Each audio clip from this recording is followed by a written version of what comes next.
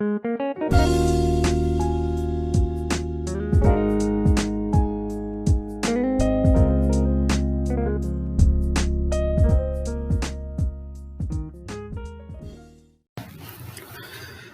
students, in today's session we'll discuss the process of transcription in prokaryotes and eukaryotes.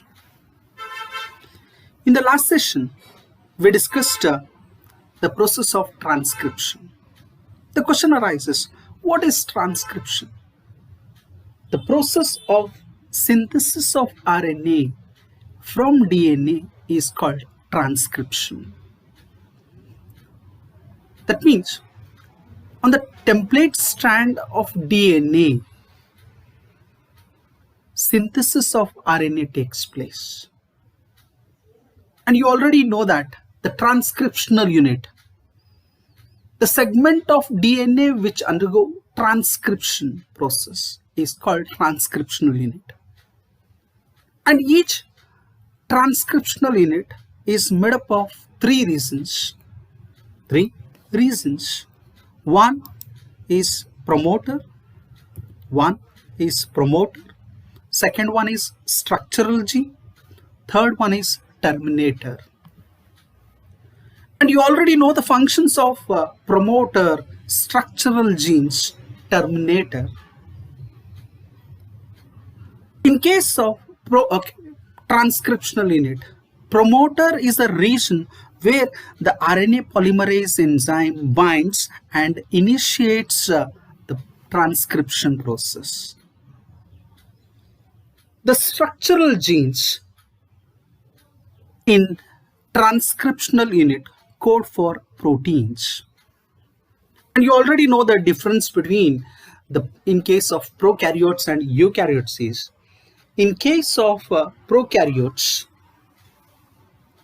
the structural genes are polycistronic.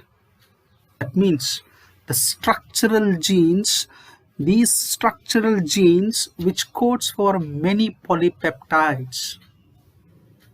Okay.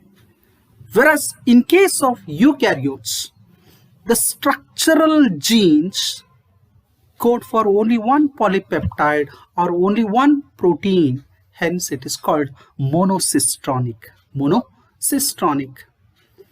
And we'll move on to the last region, that is the terminator region, where the transcription process ends. And you already know that the transcription process always starts in 5' 3' direction. 5' 3' direction. Look at here. In case of both prokaryotes and eukaryotes, the transcription process begins by uncoiling of DNA due to breakage of hydrogen bonds. The breakage of hydrogen bonds takes place with the help of enzyme called helicase enzyme. As a result of helicase enzyme, the two strands of DNA unwinds. Look at here. With the help of helicase enzyme, the hydrogen bonds breaks in between two strands. As a result of this, the two strands unwinds. Look at here. The unwind strands. After unwinding, the DNA-dependent RNA polymerase is only capable of catalyzing the process of elongation along with the initiation factors. That means, you already know that for synthesis of DNA from DNA, we required DNA-dependent DNA polymerase enzyme. For synthesis of RNA from DNA, we required enzyme called DNA-dependent RNA polymerase enzyme. This is an enzyme which is involved in the formation of mRNA on the template strand along with the initiation factor. So RNA polymerase enzyme binds to along with the initiation factor, or we call it as a sigma factors, binds to the promoter and initiates transcription. The sigma factor of RNA polymerase recognize the promoter region and it go and binds to the the promoter region. Once it binds to the promoter region, the transcription process starts.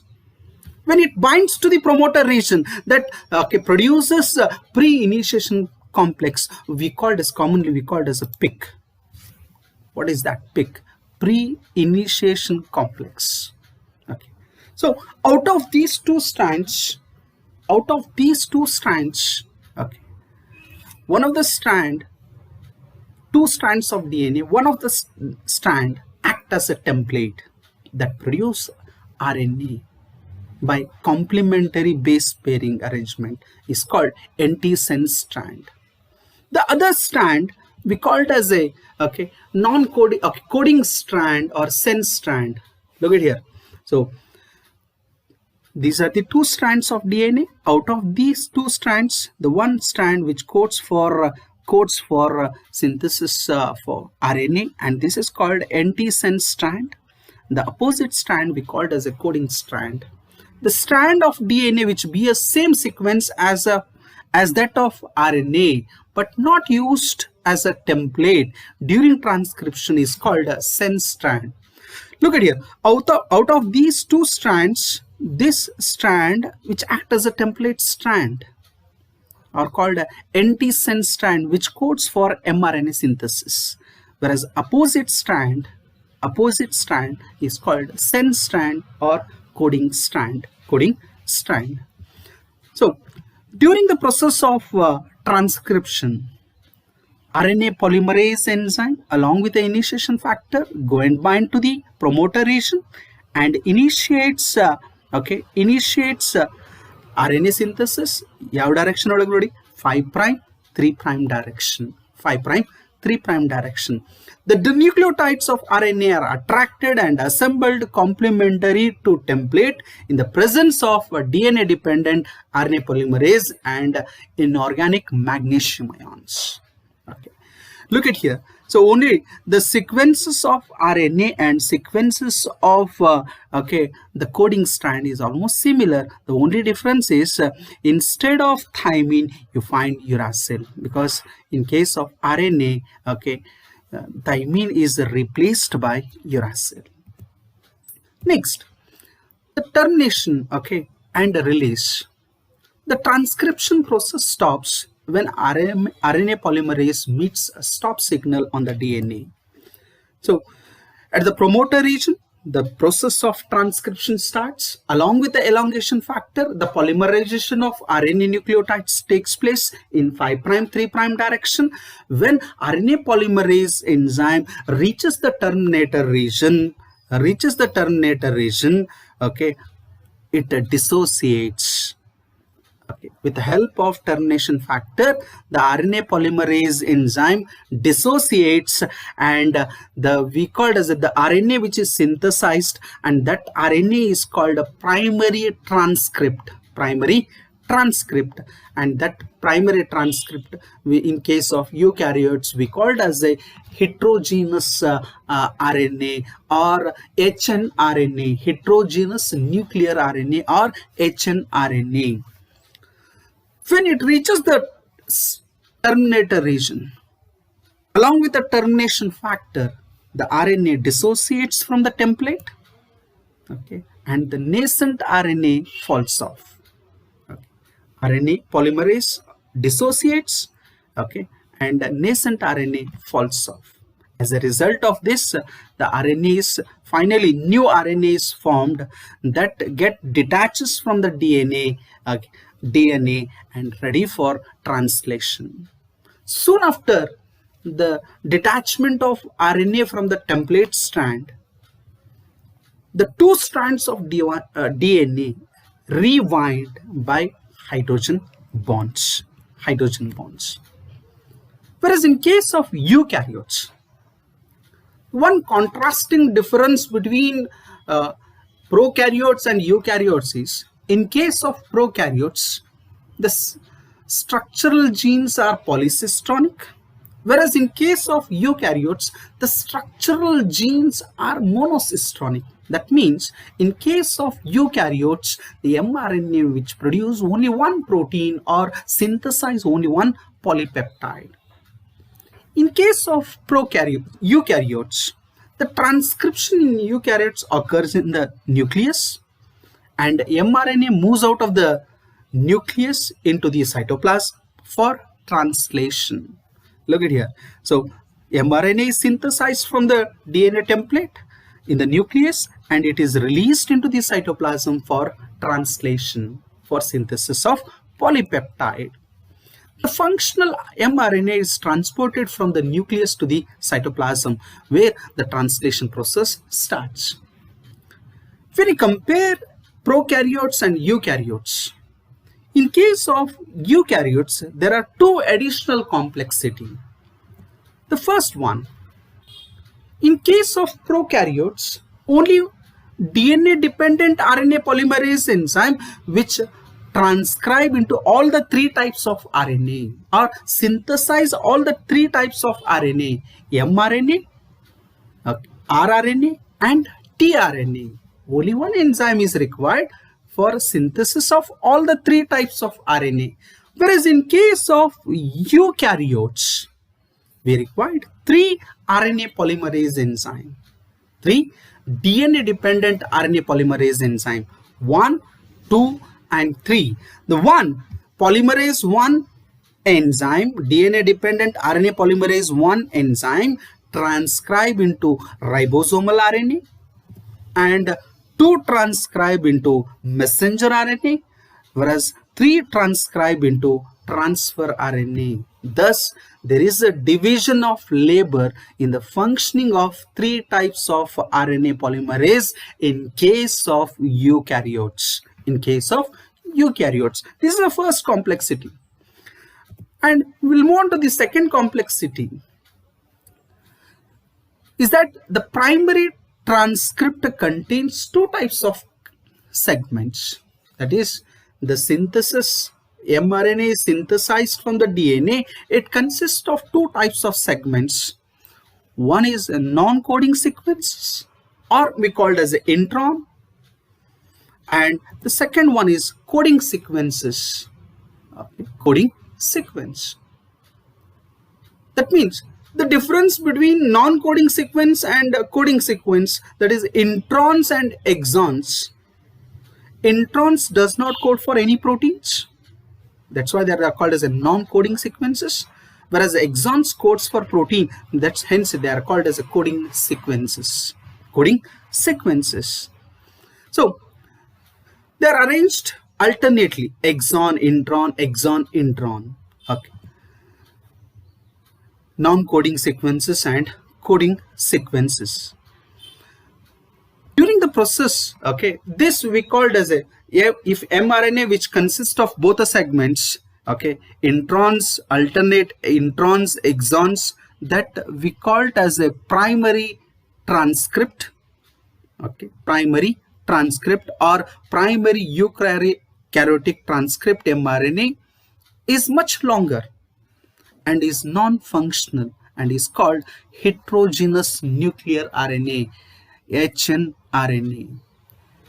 Being non-stable immediately, okay, this non-functional RNA or primary transcript is converted, okay, subjected into 3 processes and converted into functional RNA. So this heterogeneous RNA in case of eukaryotes undergo 3 processes. The first one is splicing, or we call it as a post-transcriptional modification. The first one is splicing. What happens in the splicing? The process where introns are removed and exons are joined in a definite order. Okay, you already know that introns are the non-coding sequences, whereas exons are coding sequences. For translation, we required only coding sequences. So that first modification which takes place in case of eukaryotes is splicing, where introns are removed and exons are joined in a definite order, and that process we called as a splicing. Okay, look at here. So it has both coding sequences and non-coding sequences. The introns are removed and exons are joined. This is the first modification. And we'll move to the capping. So what is capping? The 5' end of heterogeneous RNA, 5' end of heterogeneous RNA, hnRNA, methyl guanosine triphosphate is added. So look at here. So this is a 5' end, okay, 5' end of heterogeneous RNA where methyl guanosine triphosphate is added. And this process we called as a capping. This is a second modification. And the third modification is tailing. So what is tailing? So at the 3' end of heterogeneous RNA, adenylate residues, okay, or nucleotides are added. Around 200 to 300 adenylate residues are added to 3' end of heterogeneous RNA, and this process we called as a tailing. The question arises, the significance, what is the significance of capping and tailing? The first significance, the capping, which helps in binding of mRNA to smaller ribosomal subunit during the process of translation. That means the translation process or synthesis of proteins takes initiated soon after the binding, some smaller subunit binds to the mRNA. Okay, so capping helps in binding of mRNA to smaller ribosomal subunit during translation process. Then come back to the tailing. So tailing, which helps in longevity of mRNA. So all these three processes, splicing, capping, tailing, okay, these are commonly called post-transcriptional modification that helps in converting heterogeneous nuclear RNA into mRNA, and this mRNA is released into the cytoplasm where the translation process is initiated. Okay, so the major difference between transcription in case of two major difference between transcription in case of prokaryotes and eukaryotes is, in case of prokaryotes, only one DNA dependent RNA polymerase enzyme which are transcribed into all the three types of RNA, whereas in case of eukaryotes we require three RNA polymerase enzyme, that is RNA polymerase 1 transcribed into rRNA, 2 transcribed into mRNA, 3 transcribed into tRNA. This is one difference. The second very important difference is, so in case of prokaryotes, okay, you will get soon after, okay, transcriptional will get functional mRNA, which is ready for translation process, whereas in case of eukaryotes, soon after transcription will get heterogeneous nuclear RNA. That heterogeneous nuclear RNA is converted into functional RNA by undergoing three modifications. First one is splicing, second one is capping, third one is tailing. Okay, and this completes transcription in case of prokaryotes and eukaryotes. In the next class, we'll discuss the types of RNA. Thank you.